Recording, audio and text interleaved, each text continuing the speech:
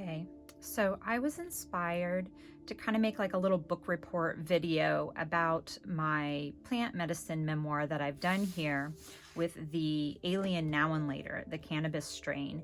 And I'm calling this piece the universal piece. This piece of art, the universal piece, like Peace Man. So what I want to do is I want to go over just kind of like the entire journey, and I want to say that I'm a little bit nervous, and I want to transmute that into actually excitedness, because I'm excited to share these two kind of taboo topics that I've really never spoke about publicly before, and that's my affinity for otherworldly beings and cannabis. So I would like to just take this time to just take a moment and a deep breath, and then get started. So what I usually do in my quantum memoir practice is I create this thought form within this fruit of life pattern, and it has specific seed words that prompt my mind to like pull out certain kind of ideas and energy perceptions and then put them down here so that I can see it in a big picture sort of way. And so it's kind of a code to something that's going on internally for me, prompting myself to go through these. I'm taking notes. So what happens is I have ideas that come to mind. I'll note those thoughts down if they seem very important. I'll go to, research. I'll go Google something and I'll write etymology, a definition of something, the symbolism of something. And so what happens is this becomes like the citation, the notes, the code to this visual representation. And all of that becomes a thought or a feeling within me that changes my perception of, my now moment and how that will affect my future. So this is the quantum memoir thought form. So I usually do these, even the symbolic artistic ones, just on a regular basis. And I've been doing this for a few years. And I've also been smoking cannabis for a few years, but I've never really consumed cannabis in a way that was very, I guess more of like a journey, even though that's exactly what's been happening on the broad view of it for me. So from all of this came about. I recognized that there was certain questions that when I was, having plant medicine journeys like ayahuasca, there was certain information that I wanted to capture of that moment that would have relationship to this. So I've kind of been doing that on my own when I've been doing these like mushroom or ayahuasca or cannabis journeys, but I haven't done it in a very formal way where I actually had a form filled out. And in my relationship with a dispensary here locally in Missouri, we have medicinal cannabis. And so I'm able to go over there and talk to them about what medicine that I might need. It's come to, this conclusion that I could put together this form and that it might inspire other people to also look at cannabis in a way that is very, specific. You're setting a purpose.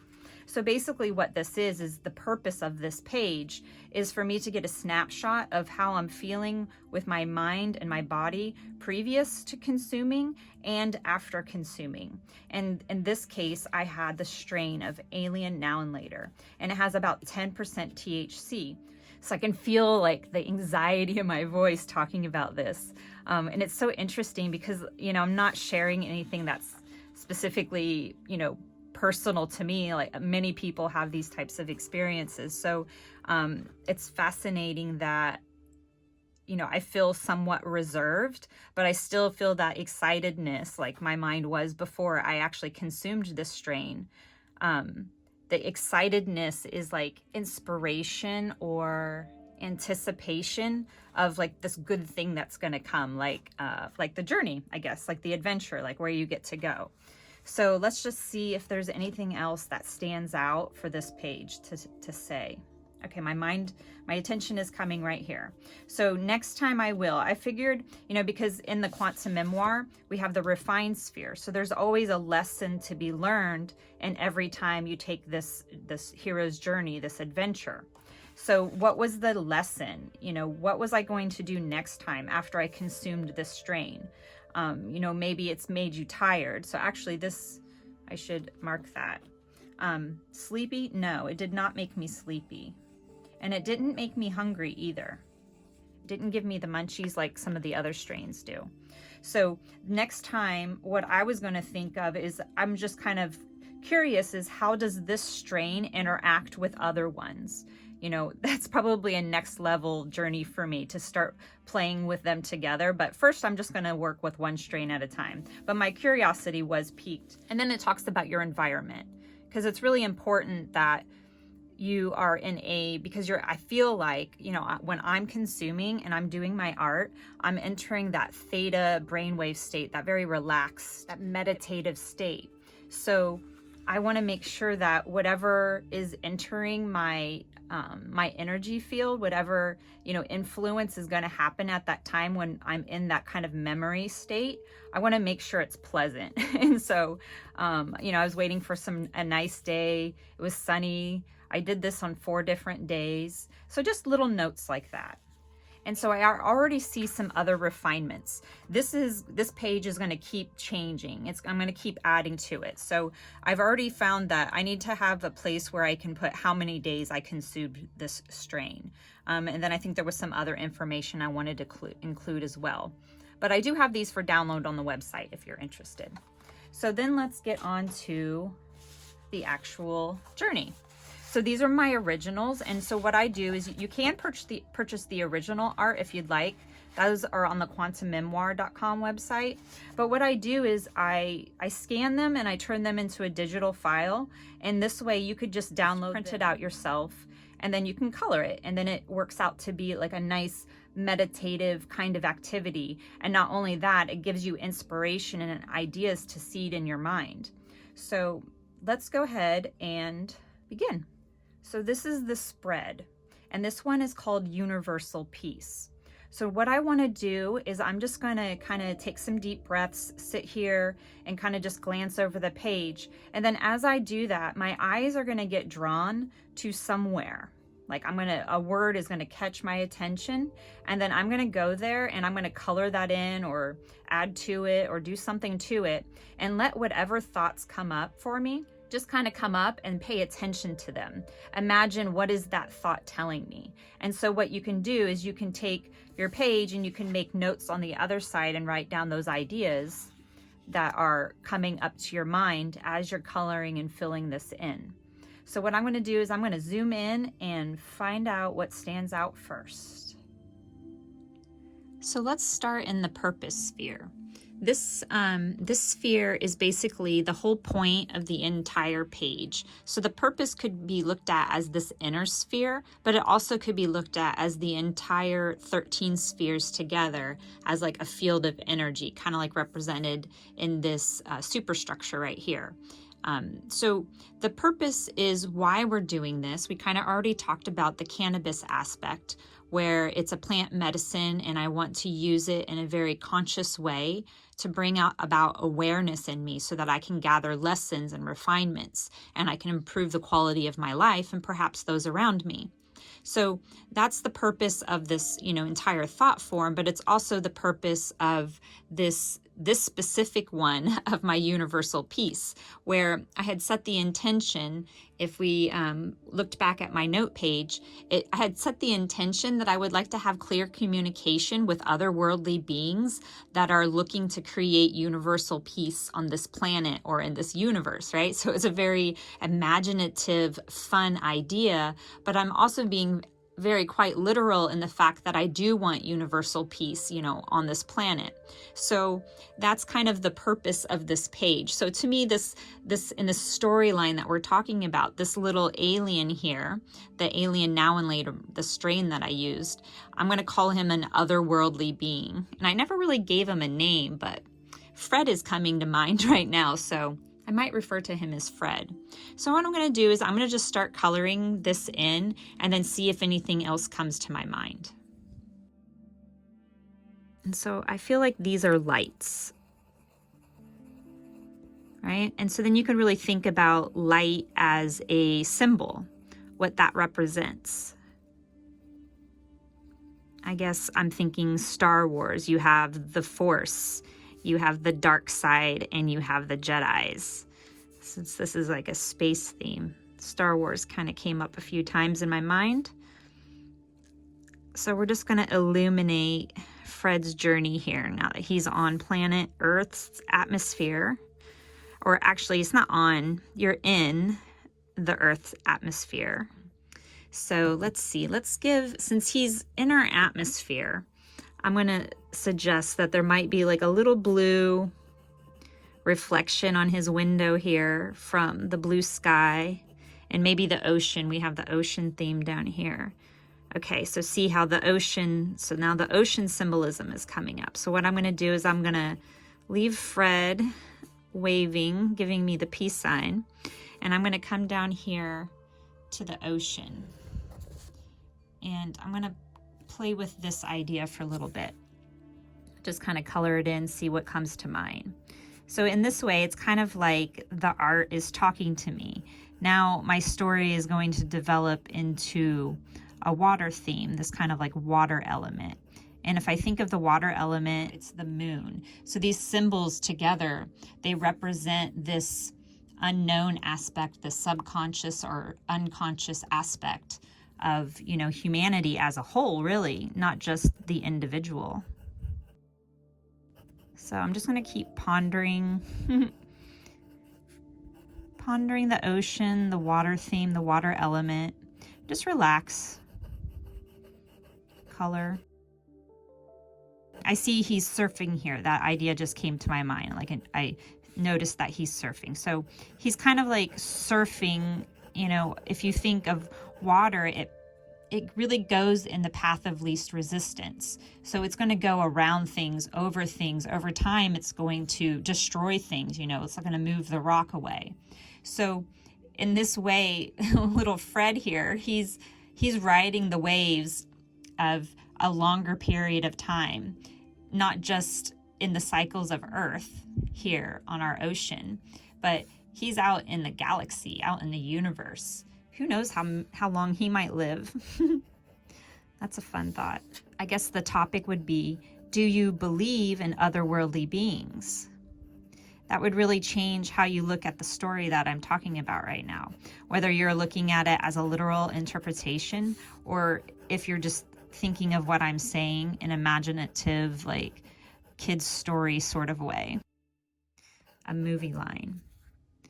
While I was doing this page at night, my husband and I, we sometimes watch movies to kind of like do intel research on the human psyche through movies. So we watched a lot of movies that had an alien theme or a galactic solar theme.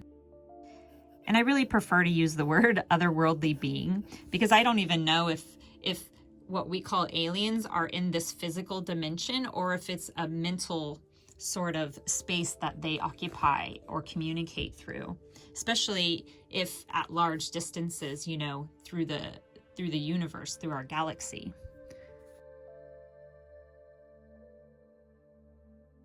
That little Fred here, he knows how to surf reality.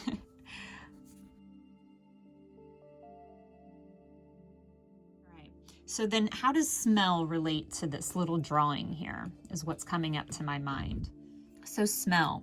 I believe what had come up for me was imagining smell, the smell of the ocean. I was researching about water conductivity, that when you have non-organic material in water, such as minerals, that helps create a greater conductivity, like say salt. And so it was giving me the idea of salt water, and oh yes, the ocean, and how wonderful the ocean smells. But also the ocean can kind of smell not good. You know, I've lived in Southern California. So just these changes of smells, not only how the energy or the environment changes the smell of something, but also your mood. And then also the fact that you can just think of a smell, you can imagine a smell, and then you actually could have the experience of it. So that's where this little doodle came up for me, and how it relates to my alien now and later. So I'm using very specific words in the outer seed words here that are meant to kind of ground me in my cannabis use and my experience. You could see that I come up with very imaginative, not so literal smell. It's still very imaginative, but the idea is that I start pulling in my senses so that I have a greater awareness of what my experience is. And I'm not just like completely zoned out from what I'm gaining from having, you know, a cannabis plant medicine journey. So let's highlight smell. And a really, really awesome exercise is, and it's also very frustrating, to outline the circle. I find that when I'm doing it, sometimes my mind kind of like glitches and then I like jump or go off the line. You'd think that it should be a very simple thing to do, especially if you try to do it in one stroke. It actually can get kind of frustrating. So let's see how I do. Well, I know I have an audience, so I'm probably going to try really hard. But if you try to just do this on a whim, sometimes it's hard. There, very satisfying. So now let's see what's next. Oh, well, let's look at the notes that I made. So on the notes page, I had made this peace sign, and then I really thought of like that atomic array from the 60s, that mid-century vibe that I like. And so in each one of these spokes is one of the branches of this fruit of life. So it's kind of like the code. So since we're down here at the bottom, you can see this bottom one is talking about the array system and the water system and how powerful water is and how it controls us and impacts us in so many different ways, and flow. So then what I would do is now I'm making this association between my art over here and then the actual study that I did that relates to it. So I'm going to go ahead and just do a little bit more doodling over here, a little bit more coloring, see if something else comes up.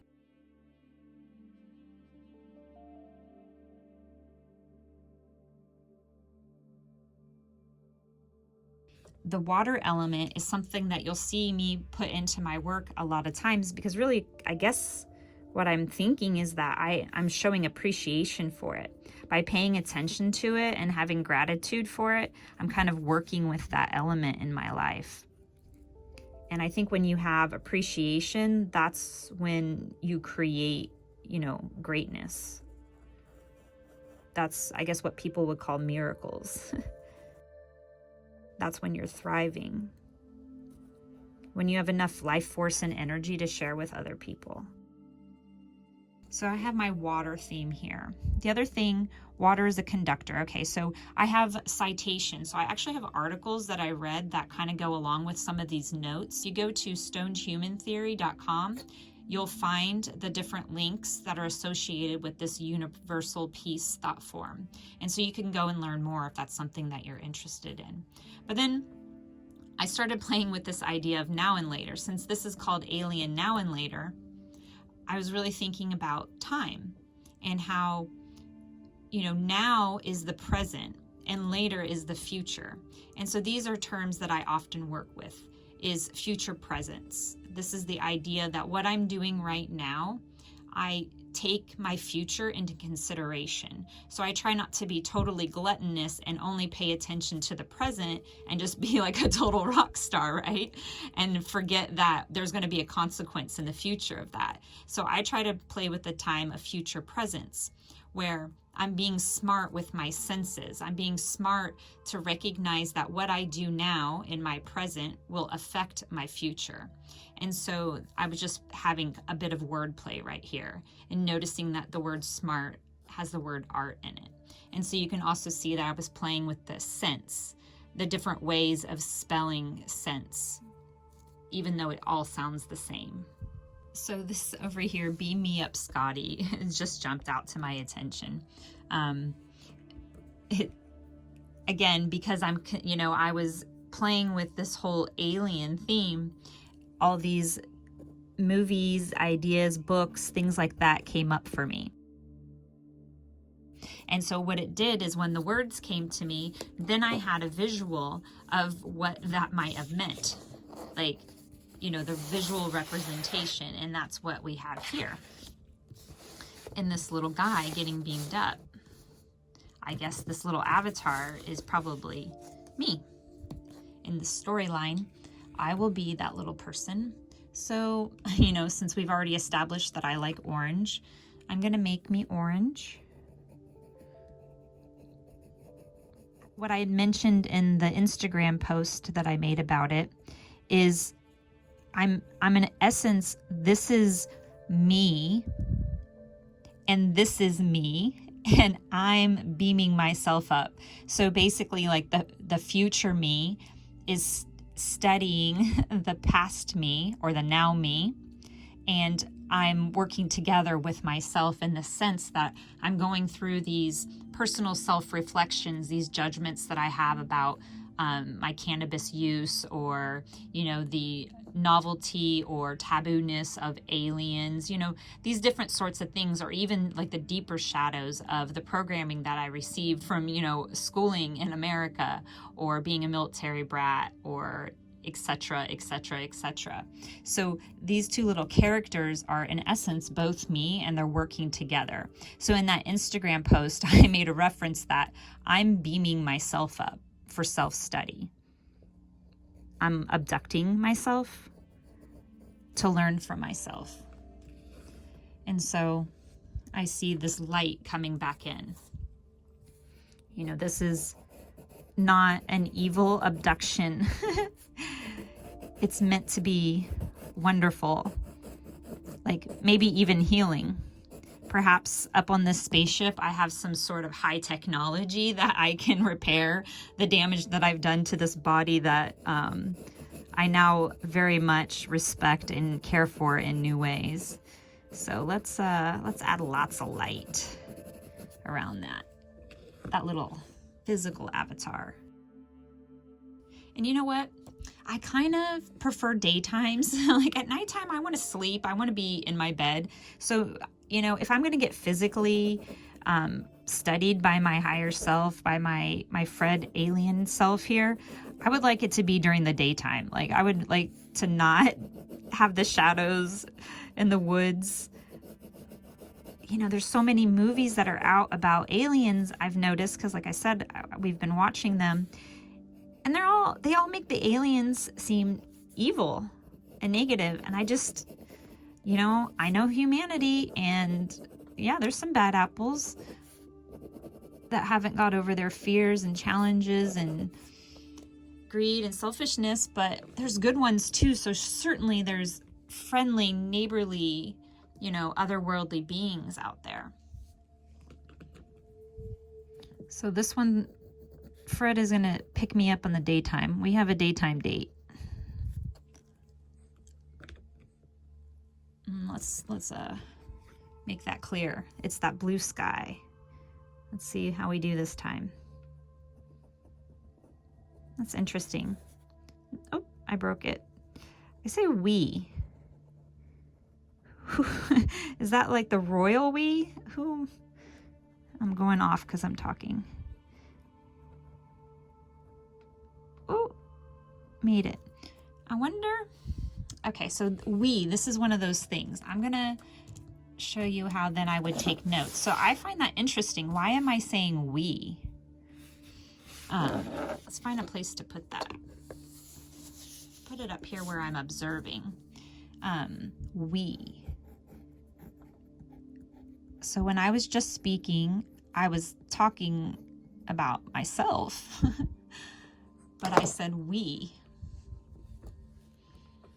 So I'm going to start paying attention to exactly who we are. Like, am I talking for you also? Or is this the we that is Fred and I? Here and here.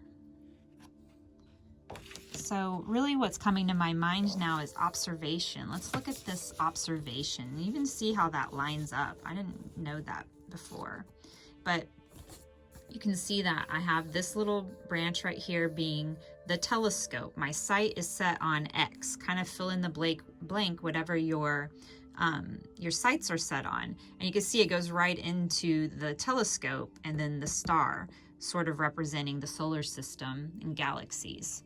So let's play here. I'm really being drawn to this blue color. So that's another thing that when you're doing these, you start to witness your choices, your thoughts, whether they're favorable or unfavorable, kind, unkind. You know, if you start to have patterns of picking the same colors, or you have good days where you draw well or color well, and other days where it seems like a challenge. So you just start to notice and observe you know, your being, your character, and what it's doing. Or at least that's what I'm doing. You know, it's interesting that all of these pieces of equipment used to be black. It used to be like a standard black or gray color that you would get computers, cameras, all these different electronical devices. And then when Apple started making white devices, everything became this like high-tech white color. It's kind of interesting. But we still need a little bit of shade in there. So my observation is that even when we have the light, the white, there's always the polarity, which would be the dark, the black. And so this polarity is, my observation is that it, you know, it's kind of in all things. You could see the positive and negative, the yin and yang, the good and bad, etc., in all sorts of different things. For example, we have sent a message out into space. We're looking for otherworldly beings. And the good in that is that, oh, that's wonderful. We're growing, we're expanding out. But then the negative is, well, we could get in contact with beings that we don't want them to know where we're at. So it's like there's always a you know, a different paths, different potentials from every action that you end up taking. And what I try to do is I try not to identify with them being, the outcome being necessarily good or bad, because on a long enough timeline, the outcome changes. So for example, if something negative seemingly happens, it might have led you to your greatest, you know, discovery about something. So sometimes you just have to get through it. So my sight is set on the stars, and the aim or the purpose was kind of this etymology that I played with scope. And so that really stood out to me, that my observation is my aim or purpose. And in this case, it's universal peace. But you know, in the broader sense, for me personally, it's this altered state of consciousness. It's for me to be able to like dive deeper into my subconscious and find the blocks that are preventing me for shooting for the stars, that are keeping me, you know, in a lower vibration or in a lack mentality or a victim mentality, and really to overcome that. So that's the greater scope, is the personal peace. I'm sorry, that I guess that would be like my personal peace. The greater scope would be the universal peace. So let's just make this word stand out. My aim is peace, personal peace, inner peace. To use this star symbolism, you know, as kind of like a navigational star, a directional star. And it has like the 4 directions. So you would have, you know, north, east, south, west. You would have the 4 elements. You start to see the seasons in here. So the star starts to become like a code of life, not just a little doodle on the page. So the sight that I have is an inner sight of my imagination that pulls together these different archetypes, these different messages, and makes a personal message that helps me begin to discover the idea of know thyself. So this we is asking me to know thyself. And in fact, it's something that I'm, you know, proposing, inviting other people to start to do, is to really observe themselves, because you might be surprised at what you find. I had no idea that I had so much self-doubt and self-judgment and inner talk going on in my mind. I was just not aware of it. I was so much in survival mode, or keeping up with other people, that I didn't even realize that it was happening. So I'm going to make these little red marks here, because this is a target, in case that illustration isn't clear. This is the aim or purpose, this universal peace thought form that I'm creating, or I've already created, but now I'm really, you know, putting the color in it is very energizing. Now I'm putting a whole new level of feeling and energy into it because I'm no longer thinking as much as I was before. Now I'm really kind of consuming and absorbing what I've already done. So structure, this is standing out. Before I move on to talking about the superstructure here, it's in my mind, I keep hearing myself say alien, and I'm speaking with one of my friends, and it's not really the word that they would prefer to be used. So I'm going to say extraterrestrial. I'm going to try to start practicing that word. Terrestrial. And see if I can reprogram myself and get in the habit of saying that instead. So in these extraterrestrial movies that I was watching, I will put the citations on the website. So if you go to stonedhumantheory.com, you'll find the citations, and I'll list the movies out there that I was watching that were extraterrestrial related, so that you have an idea of where I got some of this information. So the superstructure, that was interesting, and I can't remember, maybe the movie name will come up, but basically the idea is that the moon is a some sort of star, like a dwarf star, and an higher intelligent being eons ago created the structure, the artificial structure around the star, and using it as a source of energy, so that then you basically kind of have like this vehicle that you've made, and they terraformed Earth with it.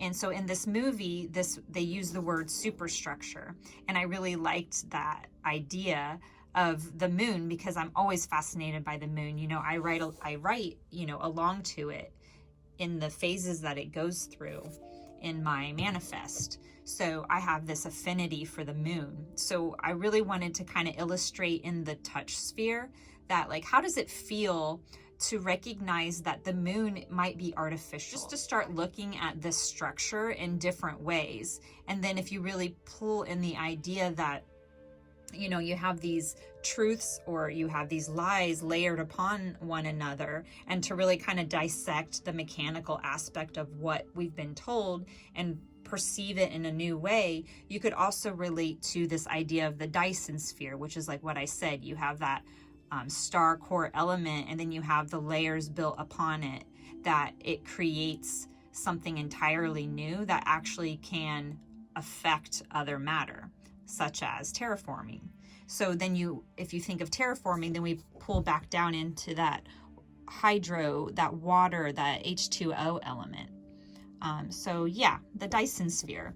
There's going to be citations. You can look at that and look more into, I think there were some other words that they were using for it. The hollow moon theory, I think that's also another way of expressing this idea about the moon being not a organic structure, but a intelligently formed creation. So I find that fun. I'm gonna bring in some orange here to this Dyson sphere, but really this is kind of like that atomic array pattern that I like, that actually has the fruit of life, you know, kind of hidden in it. So a thought experiment. This is standing out. Let's look at that a little bit closer, or think about it a little bit more.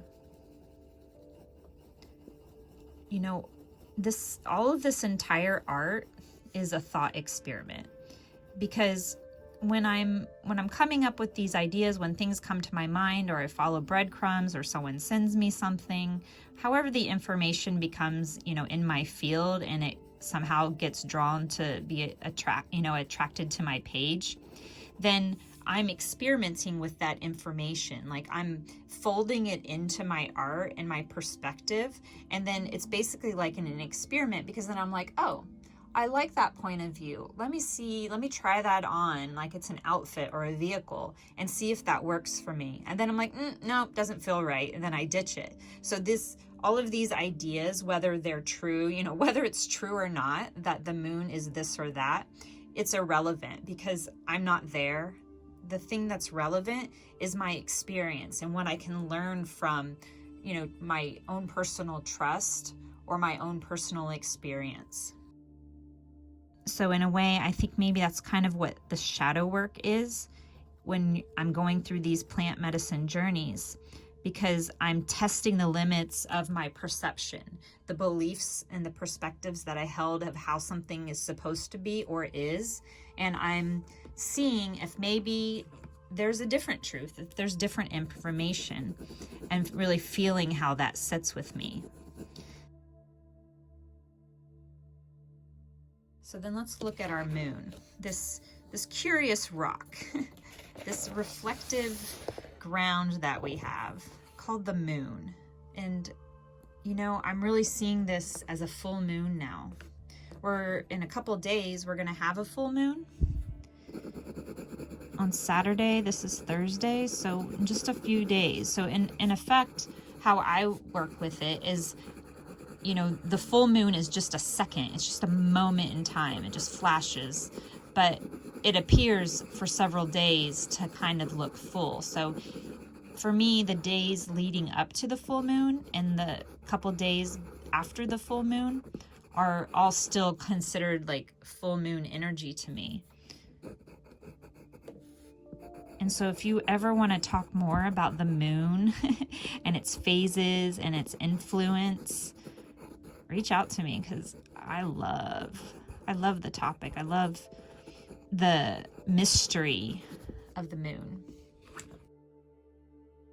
How it is, you know, the moon is actually not full. It's only half of the moon that we see illuminated.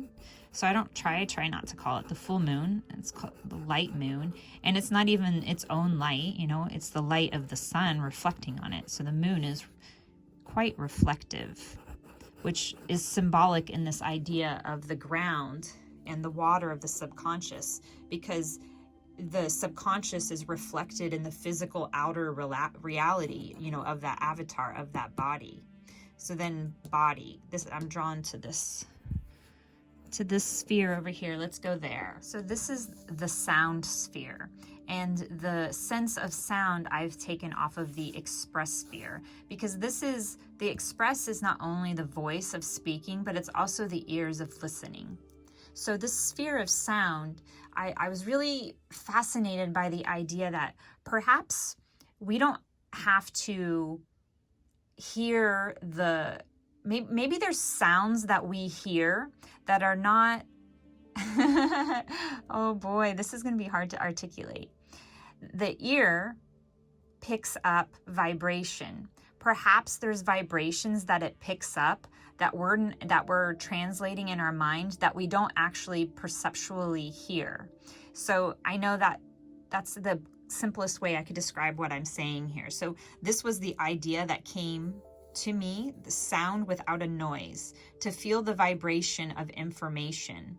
And this is the inner voice. And so this is the inner ear. And I was really kind of looking at it like a little creature, right? Like if you saw an otherworldly being, this little thing might be slithering along on its planet. So yeah, I kind of looked at it as an otherworldly being, but really this is the inner ear. And this is the thing that is helping translate that information of the vibration of sound into a message that is a perspective information in our mind. So the other thing that was coming up for me as I was exploring this auditory experience that is without sound, just like this cochlea, I think is how you say it, exploring that as a metaphysical sense. And that would be called, I believe, clairaudience. And so as I find that I'm very much like clairsentient, I feel like these are still very, very interrelated. I suppose in the sense that they're both clairs, they're both the metaphysical sense, a subtle experience, kind of like how you experience your intuition. So I'm just going to highlight this. So as I, spend time coloring, my theory is that you're connecting with the vibration of whatever this little doodle is. It's sending your field of information. It's recalling memory in the cells of your water, the cells of your body. into your, subconscious, into your field, into your experience. Even if it doesn't necessarily make an absolute conscious recognition for you, just the absorption of what I've put into it, the information that it represents, I believe is valuable. So by coloring it, I'm giving attention to it. I'm adding value and appreciation for it. So then you can see over here, I put the inner ear, the cochlea, the sound energy, transduction. So this is, I was also listening that like this, imagining that this is a release valve of pressure, of information, that you need to release the pressure. You need to hear the truth, release the pressure so that it's not building up in the heart or in the body, of the physical vessel, because this is an actual physical aspect of the body, the inner ear. So let's bring some light to that. In these thought forms, it's sort of meant to inspire new information or topics, because there are things that I didn't necessarily learn or know about, or there are things that I maybe casually did, but I want to invest more energy into, and then like really, bring it together with different ideas and see if it gains a greater perspective for me. So, it's in a way like study, like I'm going to school again and learning about the body and science, but I'm doing it from my very own passion and not to get a grade. So, I don't care if I spell things right, like I try to, but if I don't get it right, I try not to beat myself up about it either. So now my attention is coming further down here. Let's see what we have. Cultivating the force. As I mentioned earlier, this is sort of like my higher self, and this is my Molly, my physical character, this avatar that I am right now. And so I can see here I wrote higher self, so I can see how I had already subconsciously picked up that perspective, but I hadn't consciously been aware of it until I was coloring and making the association. So what I'm doing personally for this character, this body, I'm cultivating the force of energy, like represented in these windmills, where you're grasping, we talked about the air element, or you're using the water element or the solar element to gain power, to gain currency. We talked about the currency, the conductivity of water. So really what I'm doing is the, let's see, where were we? The capacity for doing work, releasing this pressure. So in this whole experience of these journeys that I'm taking, this is work, and it is releasing the pressure of the programs and the ideas and judgments and all of that crap that I used to have withheld within the water of my body, within my cells, within my memory. And so now I'm cultivating change. I recognize that energy cannot be created or destroyed. I have to move it. And so this refined sphere kind of represents that moving of the energy, but really doing it in a way that I'm cultivating the energy, that I can use it in a different way. So that's kind of like what I was going into here. And in the citation list, I looked up energy. So I found some information about it, and I pulled some different types of energies in here. These are very scientific energy, but in the same sense, we have the heart energy, which is the physical alchemy of the body, and, how we can work with that to make our lives, very much in a way that we can thrive and we can cultivate that force of energy. So let me slow down here for a second. I'm very excited. Let's chill out and color some grass. Maybe I should smoke some cannabis.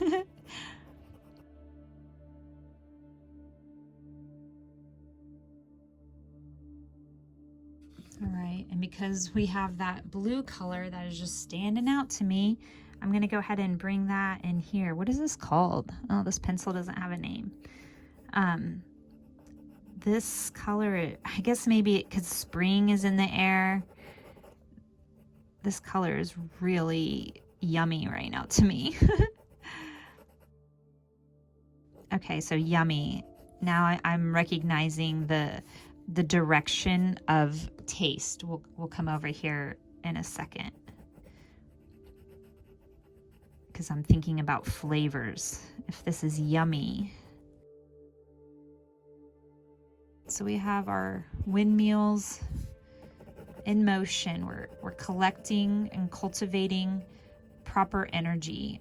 We're going to use it in a sustainable, effective way.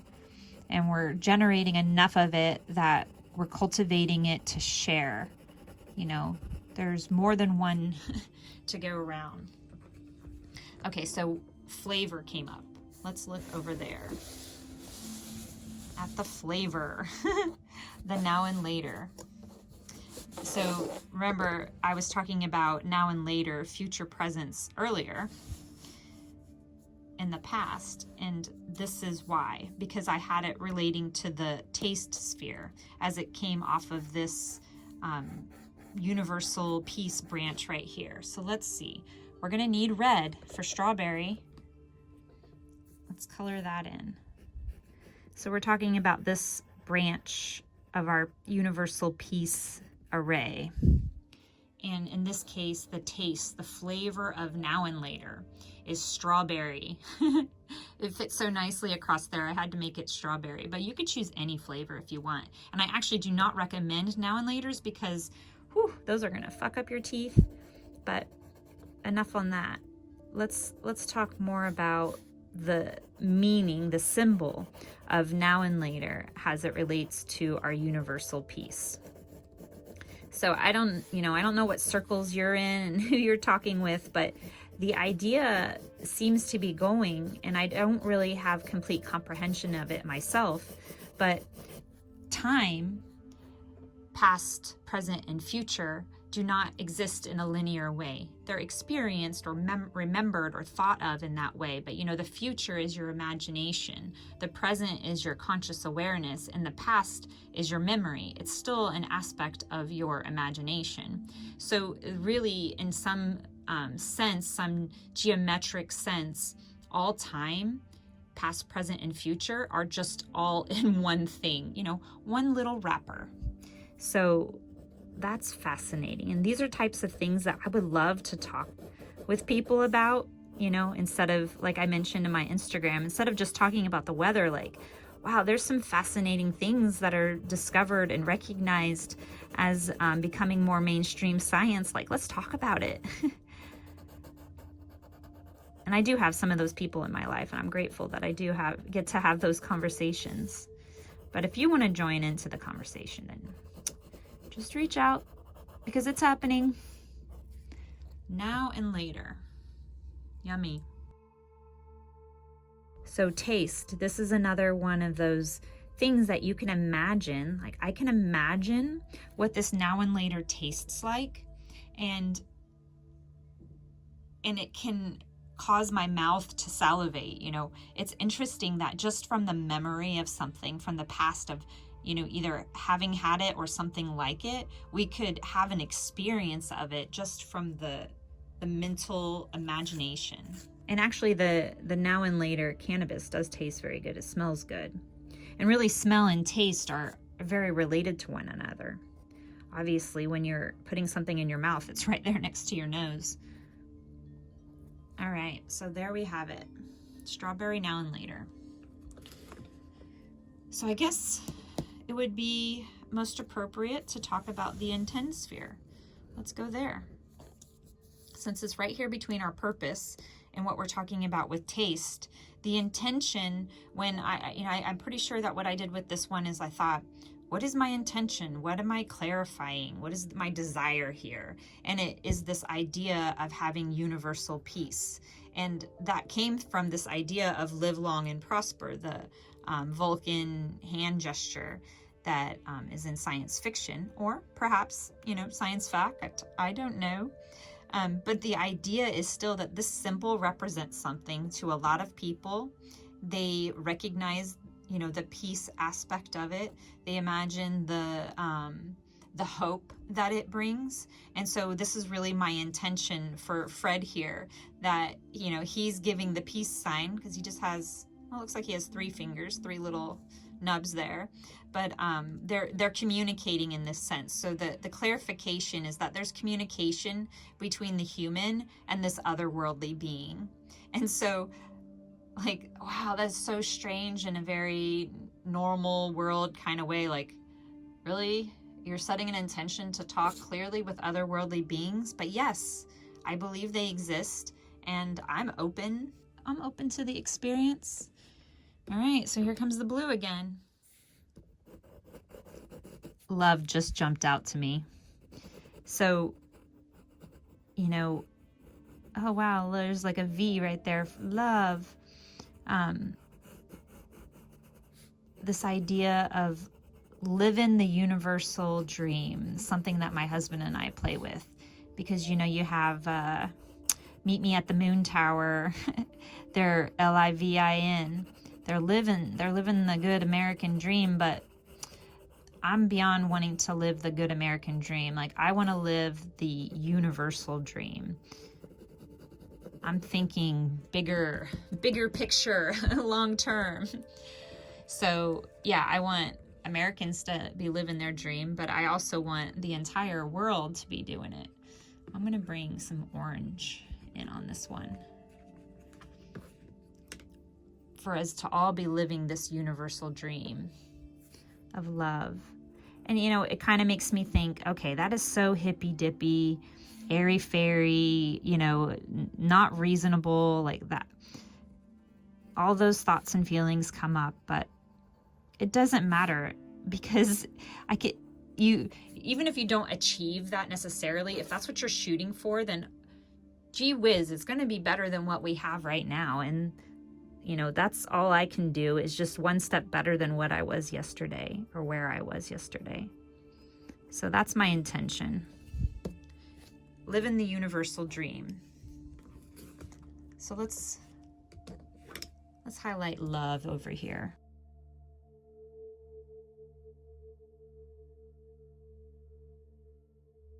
I really want that to stand out. So that's really what we're doing when we're coloring some of these notes. You don't have to go over all the words that are on the page. It's really just letting your attention tell you what needs to be seen or experienced or pondered or, you know, colored in to bring more energy to it. It doesn't have to be the entire page, the full scope. It could just be little bits, like these spheres. They're little bits of information. So the star, let's go to the stars. I have my sights. You know, I'm very much in love with this planet and our moon, and I suppose our solar system. I wouldn't want to travel the galaxies, the universe, other than in my mind and in my imagination, in my dreams. Like, I wouldn't want to physically go and do that. I really very much love this planet. I think it's the Garden of Eden. I think it's beautiful and, you know, not appreciated enough.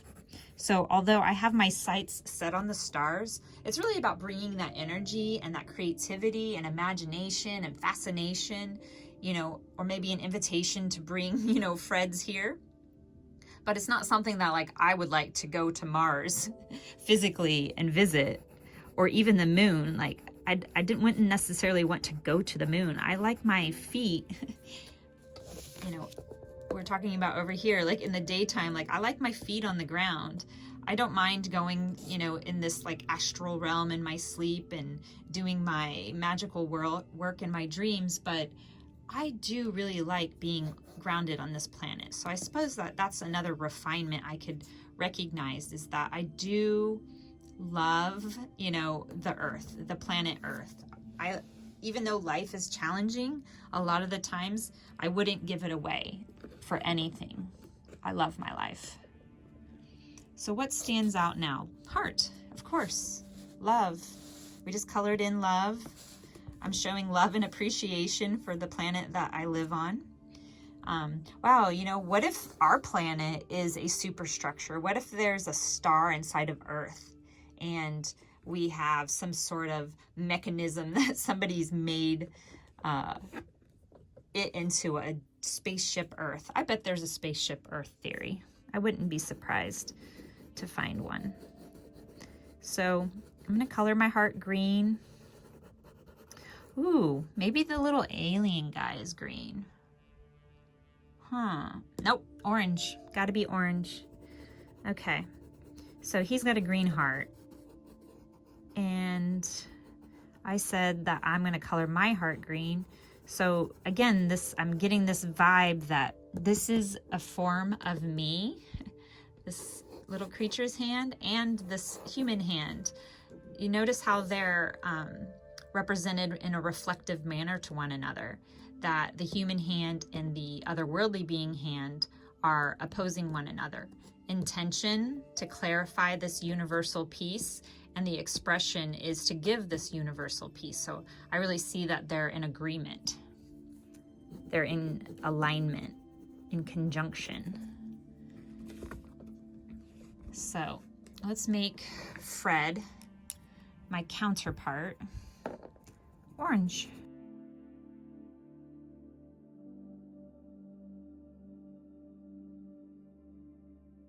And he's really, his heart is like emanating this emerald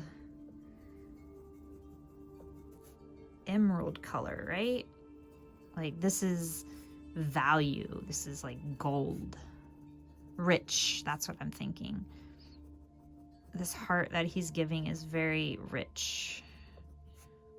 Potent. It's like a potion. So you can see like my imagination, I'm thinking about imagery and like what it represents, but at the same time, those are concepts that I'm really imbuing my life with by focusing on it, imagining it, playing with it. This plays into my theory about how having a practice like this, it doesn't have to be the quantum memoir one. It could be one that you come up with yourself, but that you really do start paying attention to express yourself in ways, you know, better and better ways that are going to help you thrive. Making a connection to how we feel. Like, how does this feel? Does when you know, I'm talking about the superstructure of the moon or the inner ear or navigation, like how do these ideas feel? Do they feel inaccurate? Do they feel accurate? You know, what kind of preferences come up for you in your mind? There's so much on yellow on this page. I was just imagining, like, what am I going to put as a highlight color? So much blue and yellow. I'm going to do orange. Oh, you know, green, of course, because this feeling, you know, this emerald green feeling that he's radiating, like, are you getting that feeling or are you getting some other feeling?